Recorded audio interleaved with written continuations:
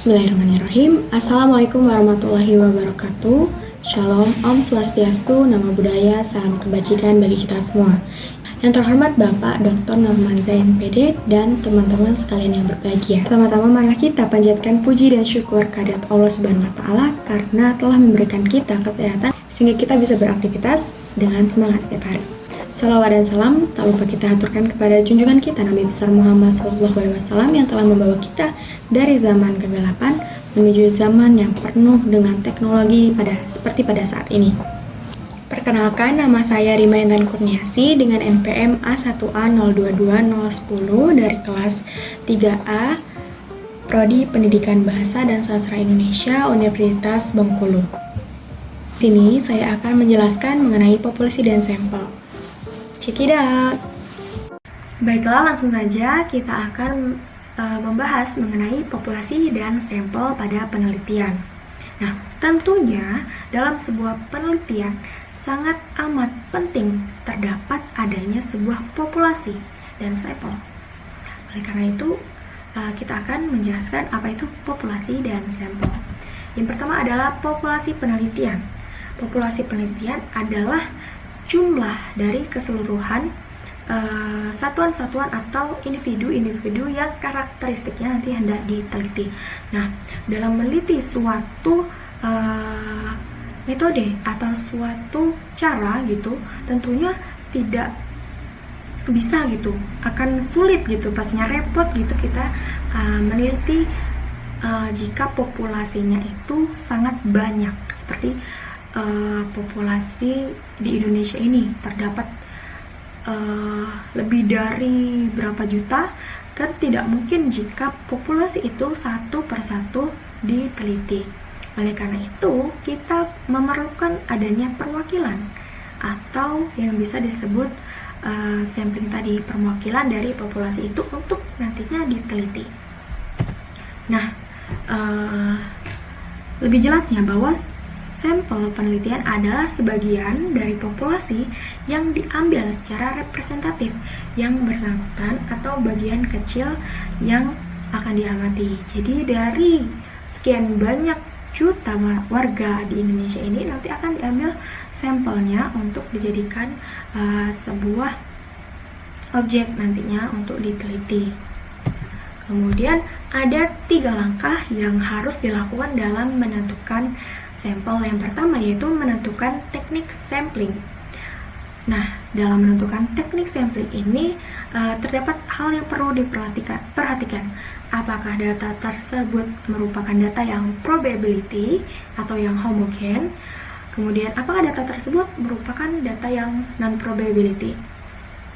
Nah, kemudian dalam teknik sampling ini terdapat berbagai teknik. Yang pertama yaitu adanya simple random sampling. Nah, sistem ini paling sering digunakan karena bisa dibilang mudah gitu, tinggal ambil acak aja sampel yang akan kita gunakan.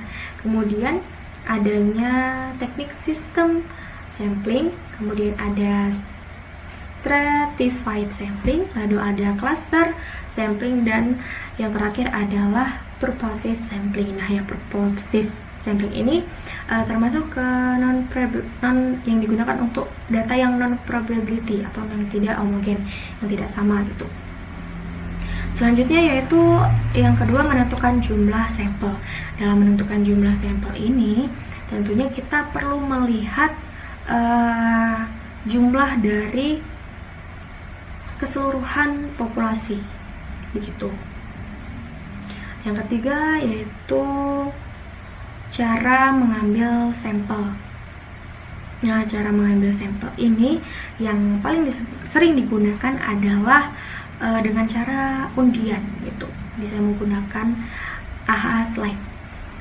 Selanjutnya, di sini saya sudah menampilkan sebuah contoh dari populasi dan sampel pada penelitian eksperimen semu.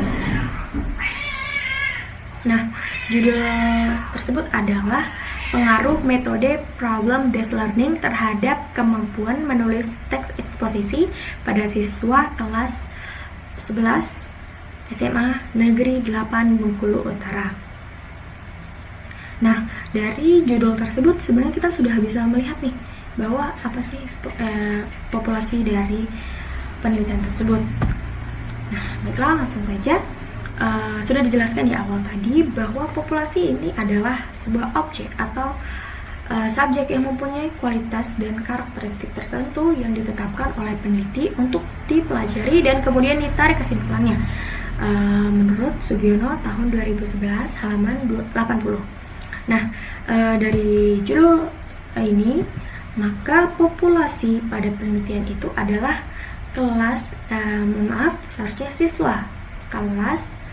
siswa-siswi kelas 11 SMA Negeri 8 Bengkulu Utara tahun ajar 2022 dan 2023. Nah, jumlah subjek yang saya buat gitu ya di sini adalah populasinya terdiri dari 200 siswa yang terbagi dalam 5 kelas, yaitu kelas 11A, 11B, 11C, 11D, dan 11E. Nah, selengkapnya dapat kita lihat pada tabel 3.1 di sini. Nah, di sini diterangkan bahwa berapa jumlah siswa yang perempuan, berapa jumlah siswa yang laki-laki. Nah, jumlah dari setiap kelas ini sama, yaitu 40 dari kelas 11A, kemudian 40 juga dari kelas B, kelas C, dan kelas D, lalu serta kelas E. Nah, jumlah total keseluruhan dari populasi tersebut, penelitian tersebut adalah 200 siswa. Nah, yang selanjutnya mengenai sampel penelitian.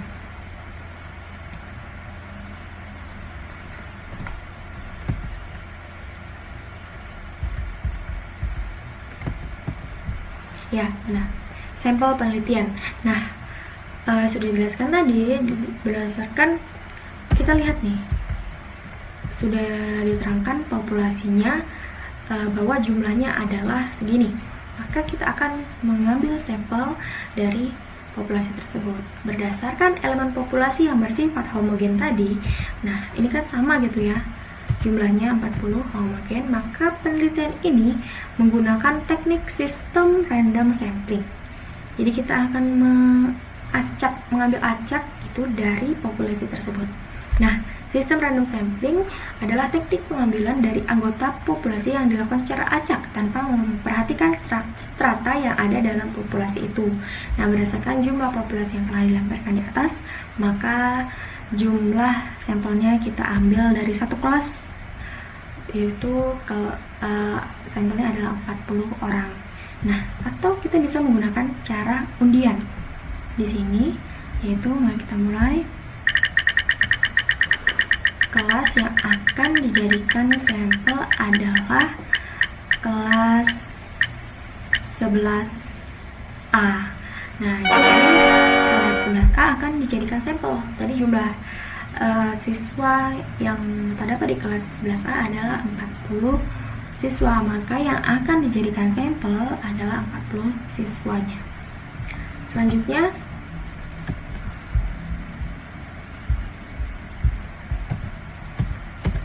di sini kita tulis terdapat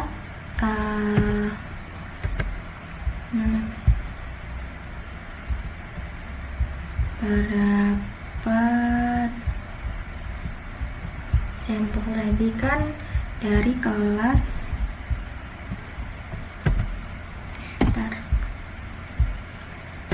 kelas 11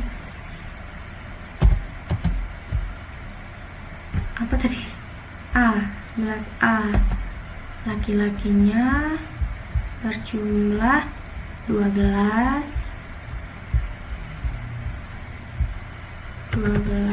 kemudian jumlah balik gak? Oh iya, perempuannya 28 siswa.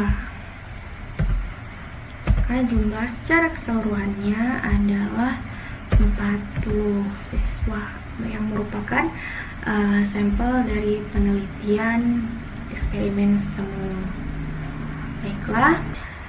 Baiklah, yang selanjutnya yaitu contoh populasi dan sampel pada eksperimen murni. Nah, pada eksperimen murni ini kita memerlukan 2 kelas untuk dijadikan sebagai sampel penelitian. Nah, pada eksperimen semu tadi kita hanya memerlukan 1 kelas untuk dijadikan sampel. Nah, kemudian saya menampilkan judul yang sama seperti tadi, yaitu pengaruh metode problem based learning terhadap kemampuan menulis struktur teks eksposisi pada siswa kelas 11 SMA Negeri 8 Bengkulu Utara tahun pelajaran 2022-2023. Maaf, saya lupa meletakkan tahunnya. Nah, di sini populasinya tentunya masih sama, yaitu memiliki jumlah subjek keseluruhan adalah 200 siswa yang terbagi dalam 5 kelas, yaitu kelas A, B, C, D, dan E. Nah, kita bisa lihat dari tabel populasi tersebut ini. Kemudian yang selanjutnya adalah sampel penelitian. Nah, berbeda tentunya sampel penelitian tadi pada eksperimen semu dan eksperimen murni. Dalam eksperimen murni ini kita memerlukan 2 kelas. Nah, sebelum itu kita perlu menentukan nih 2 kelas mana yang dijadikan sebagai sampel penelitian dengan cara mengundi. Kita akan undi dengan menggunakan AHA slide. Kelas pertama yaitu kelas B, kemudian kelas kedua adalah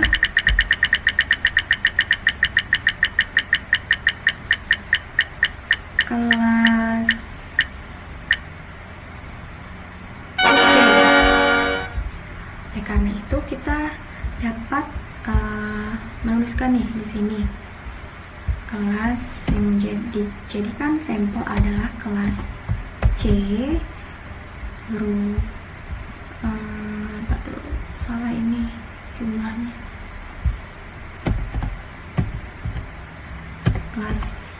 Kelas B dan kelas C. Kelas B dulu, baru kelas C. Nah, jumlah perempuan tadi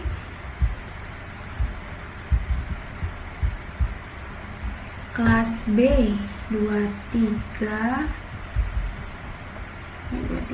dan 17 laki-lakinya. Kelas C itu 20 dan 20, dari 20 perempuan dan 20 laki-laki. Kita tulis di sini tadi kelas B 23 perempuan, 17 laki-laki. 17 laki-laki. Salah formatnya. 20 laki-laki, 20 perempuan. Dan dengan jumlah yang sama 40 siswa. Nah, teknik yang digunakan juga masih sama, yaitu sistem random sampling. Kita hanya mengambil acak, kita mengambil dengan undian. Kemudian kita tulis di sini bahwa sampel penelitian pada eksperimen murni itu dari kelas B dan kelas C dengan rincian pada tabel tadi. Nah, mengapa di sini saya katakan jumlah sampelnya ada 20 orang?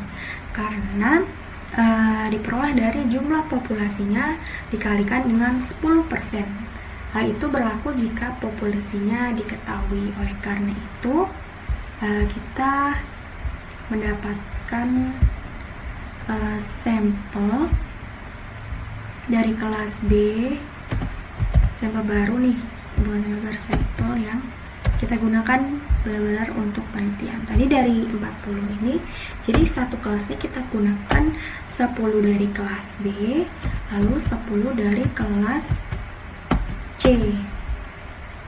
Bisa kita ambil di sini 5 perempuan, 5 laki-laki, berbalik, 5 perempuan, 5 laki-laki dari masing-masing kelas, sehingga jumlah keseluruhannya adalah 20 tadi.